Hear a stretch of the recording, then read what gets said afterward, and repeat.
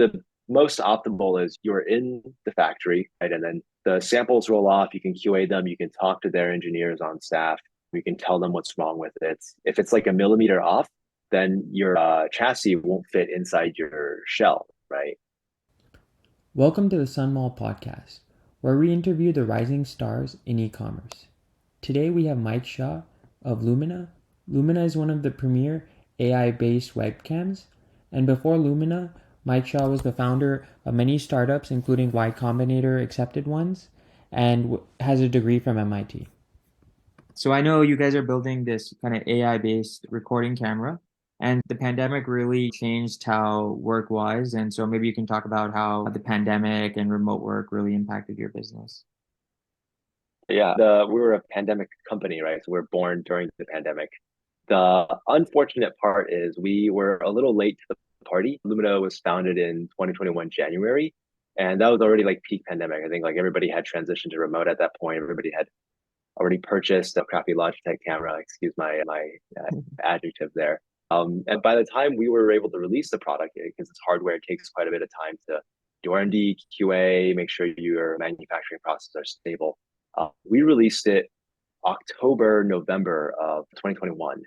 So at that point, I think like some countries, like the Taiwan had things a lot of under control. The US was like already kind of moving out of fully remote. Some companies were talking about going back into the office. People were kind of hybrid.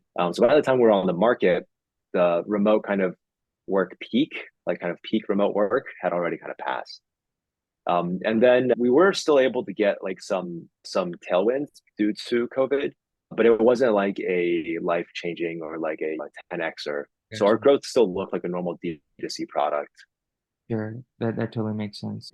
I think you're implying like maybe if you were like 6 months or a year earlier, it would have been helpful. Exactly. But That's yeah, what a lot of friends also said, other yeah, but you D2C wouldn't have founders. known the pandemic was one of the reasons you got there. Was the supply chain kind of there was that supply chain crisis after COVID? There Did was, did that hurt you yeah. guys, or how But did that?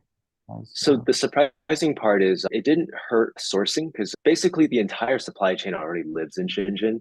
So when you're going to build a product and manufacture it, you're probably not going to have any issues if you know how to navigate it. The tricky part happens when you're starting to ship the product out of Shenzhen. So we ran into huge delays when we were shipping the product out. One because of COVID, so that already tightened the supply chain movements, and the second one was it was November, so it was right when everybody was shipping Black Friday stuff. So like everybody, Okay. Best Buy, your mom and pop shops are all shipping their Black Friday kind of items. So we got caught up in that, and it delayed a lot of our initial batches, which then we got a lot of backlash from our we were in the Go campaign, so a lot of our backers were upset because of this delay. But Okay. it's inevitable. Everybody was getting delays then. Do you think like being like I think you're in Taiwan right now? Do you think like being close to that ecosystem was helpful for you? It definitely helped a lot. I can't imagine, like even in Taiwan, because we couldn't travel to Shenzhen this time, it was a lot harder than the last time I did it. So this is my second hardware company. The most optimal is you're in the factory, right? Or you're right outside, and then the samples roll off. You can QA them. You can talk to their engineers on staff.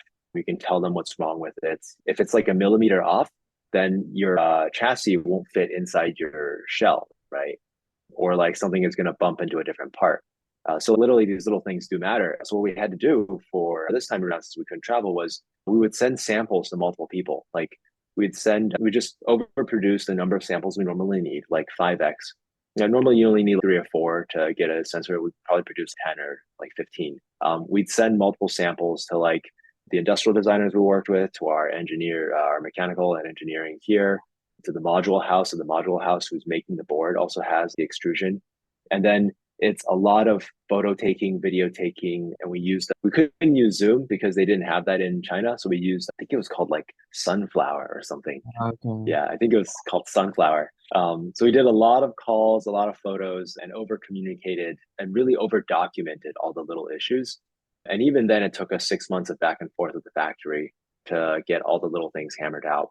Like it's actually insane if you take apart Illumina, so how you can get all these pieces to fit together without anybody seeing each other or holding the same item to get a sense for the textures, the sizing, all that other. all that crap. Yeah, yeah. I imagine it's not just one piece or whatever. There's many components within it, and trying There are to. a lot of pieces.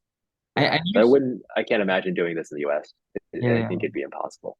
yeah, yeah, for sure. So I noticed your camera. You guys say it's AI based. So obviously you guys have proprietary hardware and stuff. But how do you guys use AI and software to make the best webcam?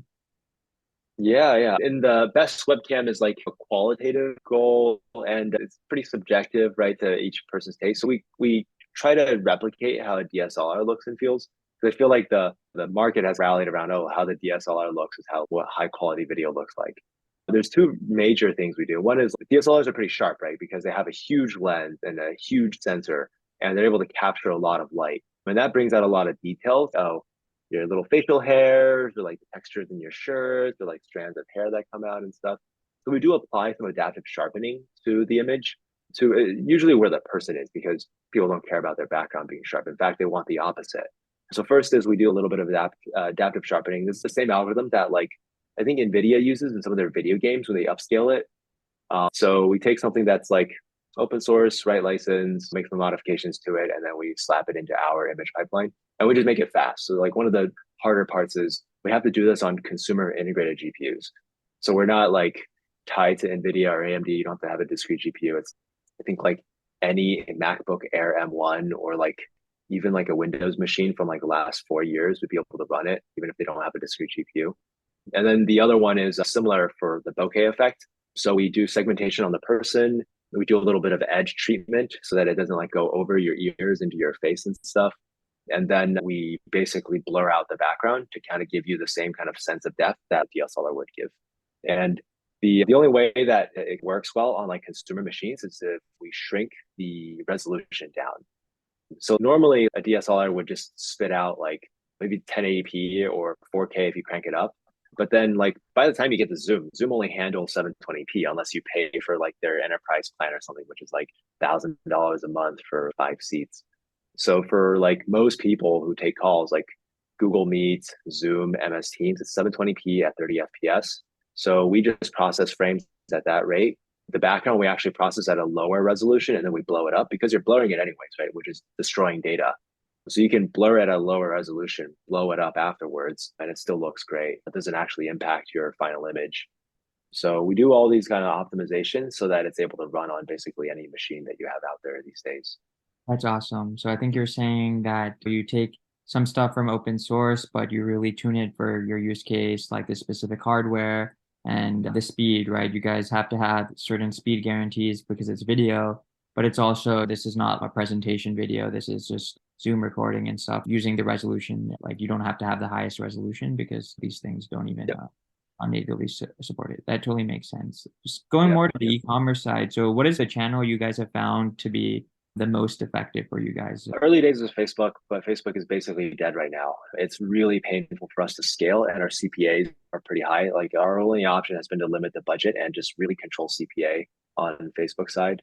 And attribution has also been really difficult. Like I think we get like a us and other YC alums, we're getting like a 50% attribution to Facebook. So you're never super sure like how your numbers are. So you're really hesitant to scale up. And for us, we're like bootstrap basically. So we didn't really have much outside funding except from like Indiegogo and a WeFunder. So we can't really be aggressive on the ad spend because every penny we pay, we have to be Yeah. profitable on that dollar. And then so Facebook was good early on, but now it's entirely Amazon and then like a chunk of Google ads. So we when long there was a period where we got kicked off Facebook actually. So I didn't know this ahead of time, but when you do a crowdfunding campaign, Facebook will sometimes reach out to the person who backed the campaign and ask them how their experience was with your product. But as an Indiegogo campaign, you haven't shipped, right? And you likely won't ship for a while. So we got a lot of negative ratings from our Facebook ad conversions, which then caused Facebook to lower our like score, our quality score, to the point that they shut down our ad account. So we were like without revenue for 3 months. And during that time, we like pushed really hard to get on Amazon because it was a life or death kind of thing, right? And then pushed really hard to get like positive ratings on Amazon. And now where it's like we're a majority Amazon channel, like 50, even 60% on a regular basis. That's awesome that you guys overcame the Facebook thing. Do you guys Uh, just do yeah, organic on Amazon or you guys run Amazon ads and stuff too? both. It's paid and organic. We've been fighting for ranking. We're probably, if you search 4K webcam, I think we're on the first page now.